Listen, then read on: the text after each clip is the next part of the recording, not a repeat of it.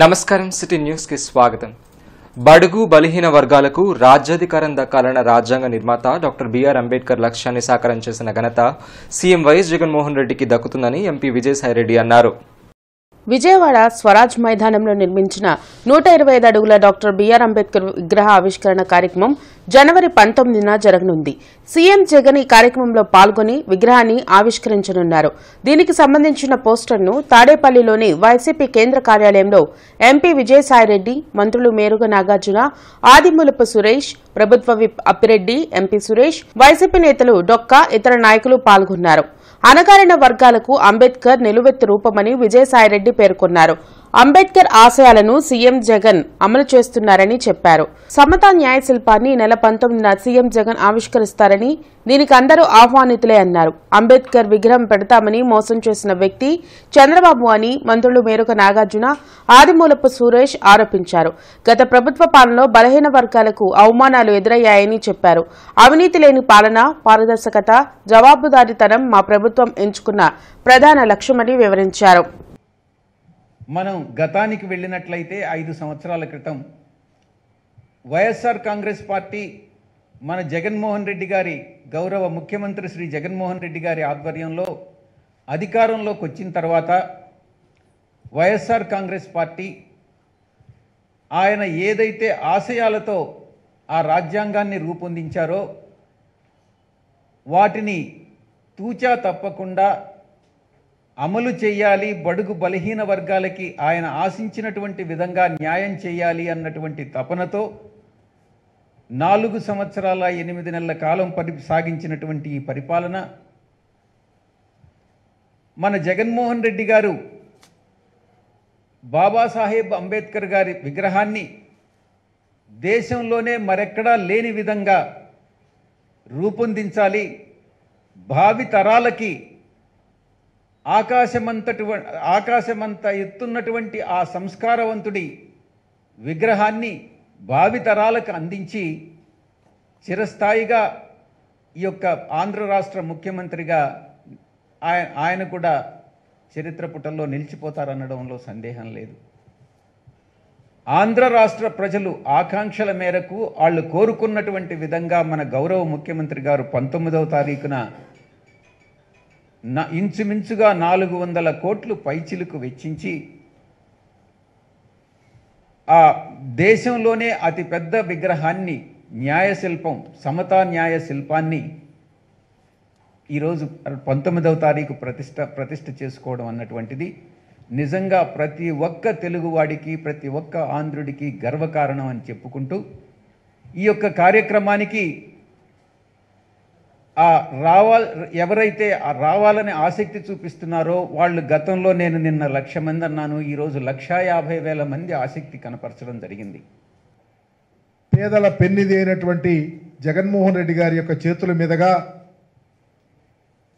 బాబాసాహెబ్ అంబేద్కర్ విగ్రహాన్ని 19వ తారీఖున సాయం వేళలో అన్వీల్ చేయడం జరుగుతుంది.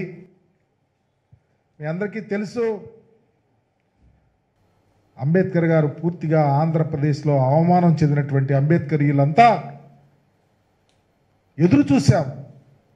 ఈ అవమానాన్ని తట్టుకోలేక ఎవరు మరలా అంబేద్కర్ గారిని భుజాన వేసుకోగలుగుతారని ఎదురు చూస్తే ఆంధ్రప్రదేశ్లో ఒక మనసున్నటువంటి వ్యక్తి, అంబేద్కర్ భావజాలం కలిగినటువంటి వ్యక్తి, అంబేద్కర్ గారి ఆలోచన విధానం పుడికి పుచ్చుకున్న వ్యక్తి జగన్మోహన్ రెడ్డి గారి రూపేణ ఆంధ్రప్రదేశ్లో మరలా ఈ రాష్ట్రానికి ముఖ్యమంత్రి అవటం, వారు తీసుకున్న గొప్ప నిర్ణయం, సాహసోపేత నిర్ణయం, అంబేద్కర్ గారి భావజాలం విరాజిల్లే విధంగా ఈరోజు రానున్న ఎన్నికల్లో వైసీపీ చాప చుట్టేయడం ఖాయమని మాజీ ఎమ్మెల్యే ఎరపతినేని శ్రీనివాసరావు అన్నారు. జగన్ను ఇంటికి పంపేందుకు 5 కోట్ల మంది ప్రజలు సిద్ధంగా ఉన్నారని చెప్పారు. గుంటూరులో ఎరపతినేని మీడియాతో మాట్లాడారు. అభివృద్ధికి కేరాఫ్గా ఉన్న ఆంధ్రప్రదేశ్ను జగన్ అధికారంలోకి వచ్చాక నాశనం చేశారని మండిపడ్డారు. జగన్ను వైసీపీ కంపెనీని సమాజం నుంచి వెలేయాల్సిన అవసరం ఉందన్నారు. చంద్రబాబుపై పెట్టిన తప్పుడు కేసులు భవిష్యత్తులో జగన్ మెడకు ఉరితాళ్లుగా మారతాయని చెప్పారు. జగన్ టీడీపీలో చేరడం ఎంత నిజమో తాను టీడీపీని వీడడం కూడా అంతే నిజమని ఎరపతినేని అన్నారు. ఈ నెలాఖరులోగా వైసీపీ నుంచి వలసలు ఉంటాయన్నారు. నర్సరావుపేట కేంద్రంగా పల్నాడు జిల్లాను ఏర్పాటు చేశారని, గురజాల కేంద్రంగా పల్నాడు జిల్లా కావాలనేది ప్రజల ఆకాంక్ష అన్నారు. ఆ దిశగా టీడీపీ జనసేన ప్రభుత్వం ఏర్పడిన తర్వాత కృషి చేయనున్నట్లు వివరించారు. చట్ట వ్యతిరేక కార్యకలాపాలకు పాల్పడిన అధికారులు భవిష్యత్తులో మూల్యం చెల్లించుకోక తప్పదన్నారు. జగనన్న వదిలిన బాణం తిరిగి తిరిగి ఎక్కడికి వచ్చిందో ప్రజలు గమనించారని తెలిపారు. టీడీపీ జనసేనల పొత్తును దెబ్బతీసేందుకు వైసీపీ చేస్తున్న కుట్రలను ప్రజలు నమ్మవద్దని కోరారు. ఈరోజు అడ్డంగా రాష్ట్రాన్ని దోచుకుంది మీరు, మైనింగ్ దోచుకుంది మీరు, మీ తమ్ముడికి ఇసుక అంతా కట్టబెట్టింది నువ్వు. ఒకప్పుడు స్టాండర్డ్ లెక్కర్ అమ్మేవాళ్ళు తెలుగుదేశం ఉన్నప్పుడు కానీ, గతంలో కాంగ్రెస్ ఉన్నప్పుడు కానీ. ఈరోజు నీ సొంత కంపెనీలు తయారు చేసే లెక్కర్ ప్రజలకు అమ్మితే లక్షలాది మంది చనిపోయారు. ఒక గురజాల నియోజకవర్గంలోనే 100 మందికి పైగా చనిపోయారు.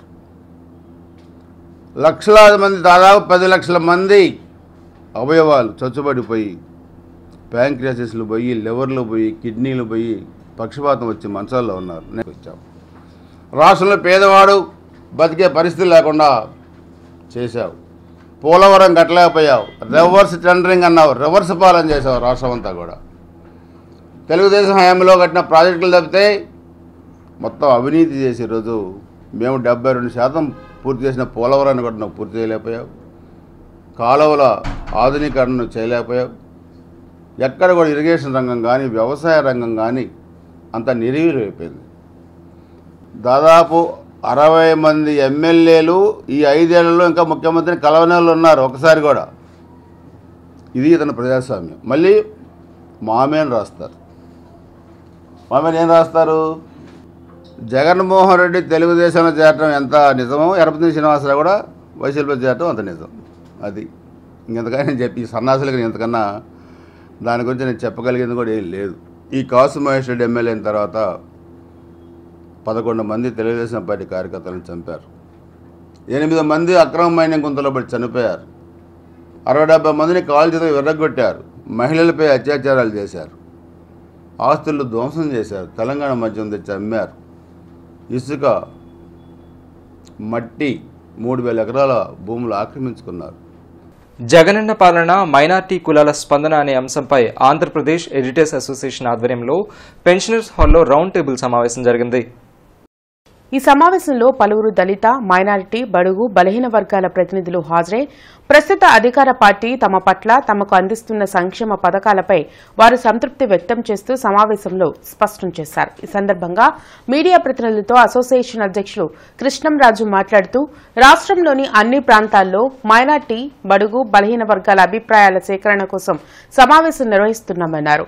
ప్రతి సమావేశంలో ప్రస్తుత ముఖ్యమంత్రి జగన్మోహన్ రెడ్డి అందిస్తున్న సంక్షేమ పథకాల వల్ల తమ జీవితాల్లో వెలుగులు నింపుతున్నారని తెలిపారు. అనంతరం ఈ సమావేశంలో పాల్గొన్న మైనార్టీ ప్రతినిధులు గుంటూరు పార్లమెంటు స్థానం మైనార్టీలకు కేటాయిస్తే తామందరం అత్యధిక మెజారిటీతో జగన్ ను గెలిపిస్తామన్నారు.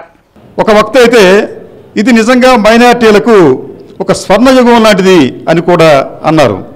దానికి ఆయన కారణాలు చెబుతూ గతంలో ఎప్పుడూ లేని విధంగా ఆంధ్రప్రదేశ్లో మైనార్టీలకు దాదాపు 29,000 కోట్ల రూపాయల మేరకు నేరుగా లబ్ధి, అంటే నగదు బదిలీ ద్వారా లబ్ధి పొందారు.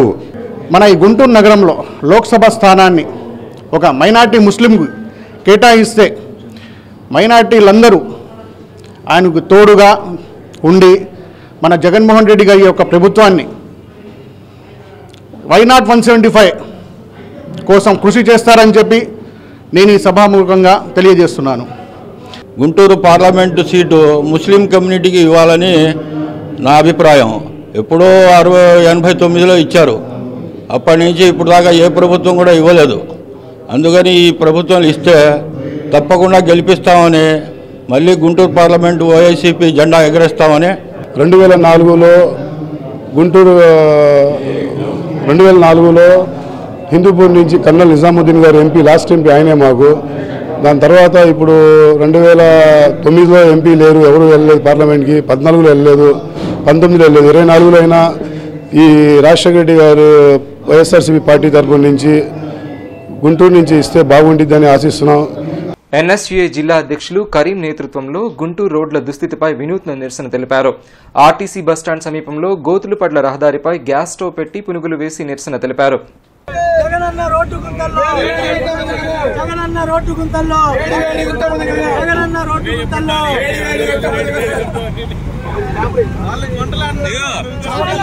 చవక తక్కువ క్వాలిటీ ఎక్కువ చవక తక్కువ క్వాలిటీ ఎక్కువ చవక తక్కువ క్వాలిటీ ఎక్కువ చవక తక్కువ క్వాలిటీ ఎక్కువ చవక తక్కువ క్వాలిటీ ఎక్కువ చవక తక్కువ క్వాలిటీ ఎక్కువ చవక తక్కువ క్వాలిటీ ఎక్కువ జగనన్న రోడ్డు గుంతల్లో జగనన్న రోడ్డు గుంతల్లో చంద్ర రాజేశ్వరరావు నగర్ సిపిఐ కాలనీ చౌడవరంలో అమెరికన్ ఆంకాలజీ ఇన్స్టిట్యూట్ ద్వారా క్యాన్సర్ నిర్ధారణ పరీక్షలు ఉచితంగా నిర్వహించారు. ఈ కార్యక్రమాన్ని సిపిఐ నగర కార్యదర్శి కోటా మాల్యాద్రి ప్రారంభించారు. Doctor Soumya, Srinath, American oncology సిబ్బంది ఈ కార్యక్రమంలో పాల్గొన్నారు. శిబిరంలో అనేక మందికి పరీక్షలు నిర్వహించారు. క్యాన్సర్ లక్షణాలు కలిగిన వారికి డాక్టర్లు కౌన్సిలింగ్ ఇచ్చారు. అలాగే శంకర్ కంటి ఆసుపత్రి ద్వారా కంటి చూపు మందగించిన వారికి కూడా పరీక్షలు నిర్వహించడం జరిగింది. అవసరమైన వారికి శంకర్ కంటి ఆసుపత్రి వారు ఆపరేషన్లు చేయించడం జరుగుతోంది. కార్యక్రమంలో సిపిఐ సీనియర్ నాయకులు నూతలపాటి వెంకటేశ్వరరావు, దేవానాయక్, బుజ్జి, సుబ్బారావు, సీను తదితరులు పాల్గొన్నారు. మరి అనేక పేటల్లో శంకర్ కంటి ఆసుపత్రి ద్వారా మరి ఏదైతే స్లమ్ ఏరియాలు ఉన్నాయో అక్కడ వారి సహకారంతో మరి అంధత్వ నివారణ సంస్థ ద్వారా కూడా వాళ్ళిద్దరి సహకారంతో ఆపరేషన్లు అనేక మందికి చేయించమైంది. సుమారు మరి 1500-1600 మందికి కంటి ఆపరేషన్లు కూడా చేయించాం. రేపు ఉదయం 10 గంటలకి అశోక్ నగర్ 2వ లైన్లో మరి అక్కడ ఉన్నటువంటి సిపిఐ కార్యాలయం దగ్గర అక్కడ కూడా రేపు పొద్దున మరి శంకర్ కంటి ఆసుపత్రి ద్వారా క్యాంపు నిర్వహిస్తూ ఉన్నాం. నగరంలోని మరి వారంతా కూడా వచ్చి ఆ సౌకర్యాన్ని వినియోగించుకోవాలని, మరి సూపు అన్నిటికంటే ప్రధానమైంది. ఈ కంటి సూపును సరిచేసుకున్న దాంట్లో ప్రజలంతా కూడా రేపు జరిగే క్యాంపును ఉపయోగించుకొని వారి కంటి సూపుల్ని మెరుగుపరచుకోవాల్సిందిగా సిపిఐ మరి ద్వారా కోరుతా ఉన్నాం. జూట్ మిల్ సమీపంలోని చంద్రమౌళీశ్వర స్వామి దేవస్థానంలో సామూహిక రామజపం కార్యక్రమం భక్తి శ్రద్ధలతో నిర్వహించారు. భక్తులు పెద్ద సంఖ్యలో పాల్గొని శ్రీరామనామాన్ని కీర్తించారు. అయోధ్యలో రామమందిరం ప్రతిష్ట కార్యక్రమాన్ని పురస్కరించుకుని చంద్రమౌళీశ్వర స్వామి దేవస్థానంలో శ్రీరామనామాన్ని జపించారు. మహిళలంతా సామూహికంగా రామజపం చేశారు. ఆలయ కమిటీ సభ్యులు మారుతి నేతృత్వంలో రామనామ జపంతో ఆలయ ప్రాంగణమంతా మారుమ్రోగింది. 22వ తారీఖు శ్రీ అయోధ్య రాముని యొక్క ప్రతిష్టా కార్యక్రమం సందర్భంగా మన దేవాలయంలో శ్రీరామ జయ రామ జయ రామ అనే నామాన్ని నామ సంగీతం జరుగుతుంది. కావున భక్తులందరూ కూడా ఈ యొక్క కార్యక్రమంలో పాల్గొని ఆ యొక్క కార్యక్రమాన్ని దిగ్విజయం చేశారు. భక్తులందరికీ కూడా యొక్క స్వామి అయోధ్య రాముని యొక్క అనుగ్రహం పొందాలని చెప్పి మనవి చేస్తూ శతమానం భవిష్యరాజు పురుషేంద్రియ ఆయుష్యవే స్వామివారి యొక్క అయోధ్య రాముని యొక్క అక్షతలు కూడా మన దేవాలయంలో వచ్చి ఉన్నాయి. అయోధ్యలో ప్రతిష్టా సందర్భంగా చంద్రమౌళీశ్వర స్వామి దేవాలయంలో మహిళలందరం కలిసి సామూహికంగా రామభజన, రామకీర్తన, శ్రీరామకీర్తన చేయుచు అందరం ఆనందపడుతూ చాలా బాగా జరుగుతున్నది. జై శ్రీరామ్. క్రోసూరు మండలం ఊటుకూరు జిల్లా పరిషత్ ఉన్నత పాఠశాలలో సంక్రాంతిని పురస్కరించుకుని 2002-2003 విద్యా సంవత్సరం విద్యార్థుల ఆత్మీయ సమ్మేళనం జరిగింది. ఈ కార్యక్రమానికి ఉపాధ్యాయులు హాజరయ్యారు. అప్పటి మధుర జ్ఞాపకాలని నెమరవేసుకున్నారు. ఈ సందర్భంగా విద్యార్థులు ఉపాధ్యాయులను సన్మానించారు. అలాగే వారి రుణం జన్మజన్మకి తీర్చుకోలేనని కొనియాడారు. ఈ కార్యక్రమాన్ని మధుమతి టీచర్ జ్యోతి ప్రజ్వలన చేసి ప్రారంభించారని కన్వీనర్ రంగిశెట్టి భాస్కర్రావు తెలిపారు.